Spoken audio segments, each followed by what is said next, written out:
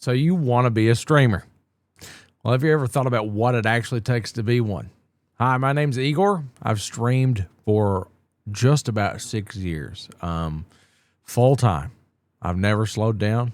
I've slowly progressed and added more and more time to my stream schedule as the years have progressed. As a matter of fact, I only took 9 days off in the year 2024. So I'm coming at you as a person who is very well versed in being live and paying my bills doing it. A little bit about myself.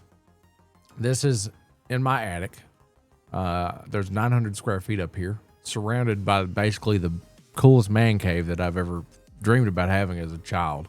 And I'm 38 years old, and I'm still a child in my mind. But what I wanted to do with these videos is cover a few topics and see if there's a general interest in having unedited videos of me talking about what it actually takes to be a live streamer, the mentality part of it. There's tons of criteria on the internet about what mics to buy and what cameras to buy and what multi-streaming services to use or what broadcasting service to use or what peripherals, yada, yada, yada. Where to stream, like thumbnails, all that stuff, which I still need to work on that. But the purpose of this video is just to have an unedited video to show how my brain works after doing this for so long. I pay my bills doing this. I provide for my family doing this. I have 3 daughters and I have a wife. I have a dog and I have a cat. And I love what I do. I love my community. Throughout doing this, I've been able to publish a book. I've released music. I've got countless hours in streaming. So I wanted to get on here and talk about this part of it.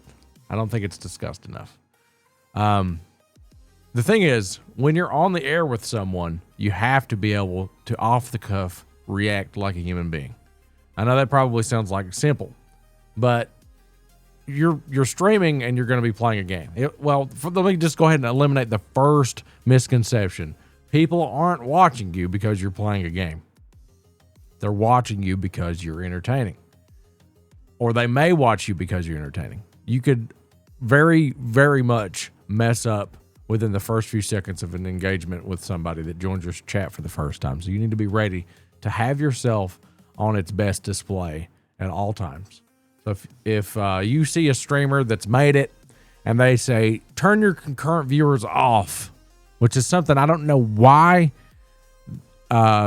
the major streamers took this big shift in saying, turn your concurrent viewers off.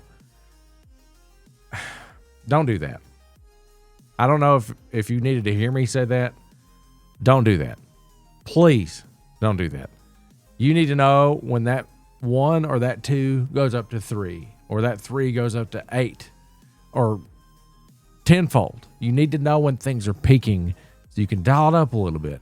Your audience will know. If you've built an audience or you have friends that's watching, they'll know when you're trying to be more engaging, because you need to sell yourself in that moment. When somebody comes into your chat and your algorithm is actually peaking, oh my God, I have this opportunity to make a connection with somebody. Dial yourself up to 11. You may already be dialed up to 11. Dial yourself up to 14. A random number, I don't care. Whatever that number looks like to you in your head, dial it up to that and break the knob off for just a few moments. And I want to tell you something. This entire video, I didn't rehearse any of this. I told myself, what am I going to be talking about in this video? Let's give them actual advice from if I was going to be doing it right now. This is how my brain operates. So turn your CCV on. Look at that thing. If it turns on, utilize that. It's a metric. You need all the metrics. You need to know if your bit rate's messing up on your OBS. I'll talk about that in another video if there's interest. You need to know if you're dropping frames in a video game. You need to know if your stuff's working. So all the metrics that you can have in front of you is going to be worth its weight in gold. So don't listen to those big streamers. Keep your CCV on. And you need to have some things to talk about when you're live. Talk about dinner. Everybody eats. Everybody drinks. Everybody wears clothes, I think. While they're live, I have to wear clothes, but my audience, I don't know what they're wearing. They could be in the flesh. Who cares? Ask them what they're wearing. Create conversation points. And if you've got this idea out there, to stream in the year of our Lord 2025. This is October 6th, 2025. This is 5:46 p.m. when I'm saying this, Eastern Standard Time. If it is an idea in your heart, in your soul that you want to stream right now, I want you to know that it's very competitive.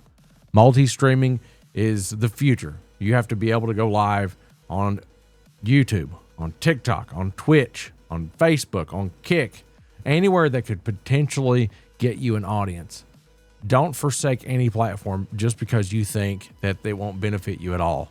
Don't limit yourself to one channel because you don't know where opportunity could come up for the game that you want to play. So please, that's the second point of advice I want to give you. Don't limit yourself to one channel. But going back to the metric thing, to be able to see viewers, if you see your view count go up, yeah, be ready to talk, because nobody in their right mind is going to sit there and exhaust themselves talking to no one. And I mean that with all the love in my heart. Please don't talk to yourself. You can save yourself, reserve yourself, and make clippable moments when it's just you live, because that's going to be the real thing that grows your audience, is if you make clips and post it in short form content on the internet nowadays. Again, 2025. But if you like the live exchange interaction, you have to be able to be ready. So if you get a clip out there that goes, not viral, but gets some traction for you doing some cool thing in a video game or making a cool moment, yeah, that can happen at any time within the parameters of your live stream, because you can clip it on anywhere. Like Twitch, for example, you can clip anything. It's built right into your interface on the actual dashboard. But if you have people that come in and are following up with you after that happens and you're not ready to talk, this is not going to work out for you. This is not the career path or the hobby craft you should be pursuing, unless it's for the sake of fun. And that's where I'm getting to topic number 3. This is probably the hardest thing to talk about, and I've been asked to speak at schools about this. So this is more of a preparation for me to be ready to tell these kids the either good news or very bad news. Not everyone will make it, obviously. I think the metrics was said that less than 1% of streamers make it their full-time career. I'm blessed in that regard. I've done the work, though. It is not luck when you make it in this industry. There's no aspect to anything creative that is luck driven. If you're an artist and you paint well and you put it out there and people like it, that is not luck. That is appreciation for what you do in your craft. If it's music, if it's acting, if it's writing, think it's just another form of entertainment with you as a streamer. So if anybody tries to downplay what you're doing with your time and it brings people value, please ignore them. They're not worth your time.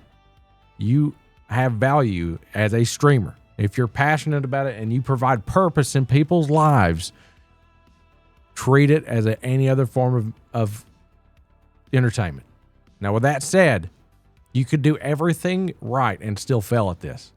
Because even though you could be the most entertaining person in the world, if you don't devote your time into learning algorithms or things that could trend, then you will fail. And I mean this the way that it sounds. You will fail if you don't treat all of it serious. It is a business just as much as it is a form of entertainment. So now let's say that you go viral or something. Yeah, you might see that as luck.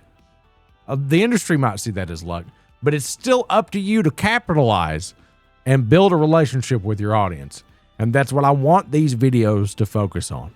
So this has to be said as well. You could spend all the time in the world and keep trying this. It's not like getting a degree in college or like a certificate to like you've completed a course.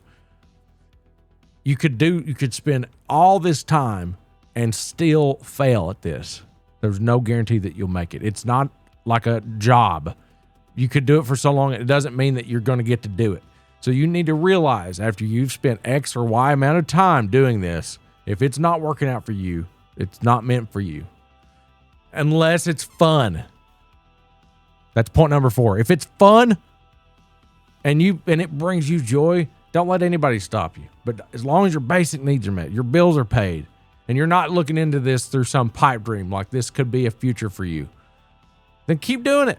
It's not hurting anybody. Plus, you know, you could have all your memories clipped up. I mean, that's great. You could be spending time with your friends in a live scene thing. Just go into it with an understanding that you might not be able to do this as a career. And I think that's what I want to cover in this video. I've talked for 10.5 minutes, unedited, uncut. I'm not going to throw anything special on this because I hope that if you take interest in these videos, you'll understand what the purpose of it is. I just did this off the cuff. I didn't rehearse this. Hand to God, I didn't rehearse any of this. This is what I get on and do every day. My mind is sharp because I've done this for 6 years. And I hope through this process, more people learn who I am and what I'm about, and that I am a creator at heart. And I'm so glad to get to do this with my time. So if you'd like to see more content of this nature, please press the subscribe button. Please check out my Twitch, my Facebook, my TikTok, all that. But I really need to grow this YouTube. So if you want to understand more about the live stream interaction and what it takes to have the mental game down, let me know in the comments. I'll be glad to do more. This was actually the second take. The only reason I did one more take was because I just stuttered really bad on the first like 15 seconds of the other video. I might throw that on the end and just show you, but I promise you this was the second take, and I'm already proving to myself this is going to work. So if you like this, let me know in the comments, like, share, and if you want any other topics talked about in the comments, let me know. Glad to do it. Glad to be of purpose to my lair people.